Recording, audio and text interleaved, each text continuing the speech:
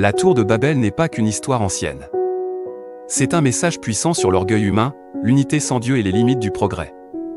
Dans cet enseignement biblique profond, nous explorons Genèse 11 pour comprendre pourquoi Dieu a confondu les langues, ce que Babel signifie aujourd'hui, et comment la Pentecôte apporte la vraie unité. Texte biblique, Genèse 11 1 à 9, acte 2. Et si la tour de Babel n'était pas seulement une vieille histoire? Et si elle parlait directement de notre monde d'aujourd'hui? Bienvenue dans cet enseignement biblique. Aujourd'hui, nous allons découvrir pourquoi Dieu a arrêté la tour de Babel, et surtout ce que cela signifie pour nous aujourd'hui. Contexte biblique, après le déluge, toute l'humanité parlait une seule langue. Un seul peuple.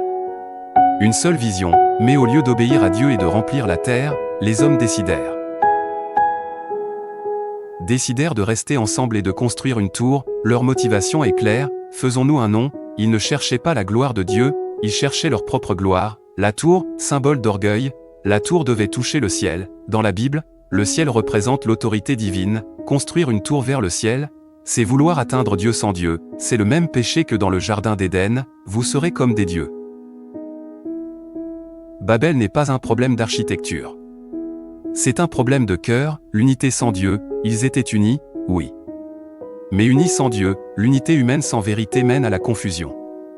Quand l'homme devient sa propre référence, la puissance devient dangereuse. C'est pourquoi Dieu intervient. La confusion des langues, Dieu brouille les langues, ce n'est pas seulement un jugement, c'est une miséricorde. Dieu limite le mal en divisant la puissance humaine.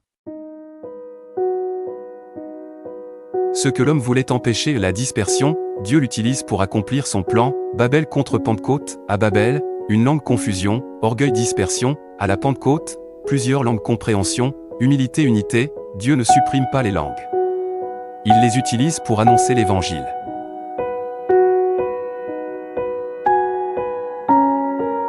Message pour aujourd'hui, notre monde construit encore des tours, technologie sans Dieu, succès sans sagesse, unité sans vérité. Babel nous avertit, sans Dieu, même les plus grands projets mènent à la confusion. Conclusion et appel, la vraie grandeur ne consiste pas à toucher le ciel, mais à marcher avec Dieu avec intégrité, amour, loyauté et sagesse. Si cet enseignement t'a parlé, aime la vidéo, abonne-toi à la chaîne, partage autour de toi, que Dieu te bénisse abondamment. Amen.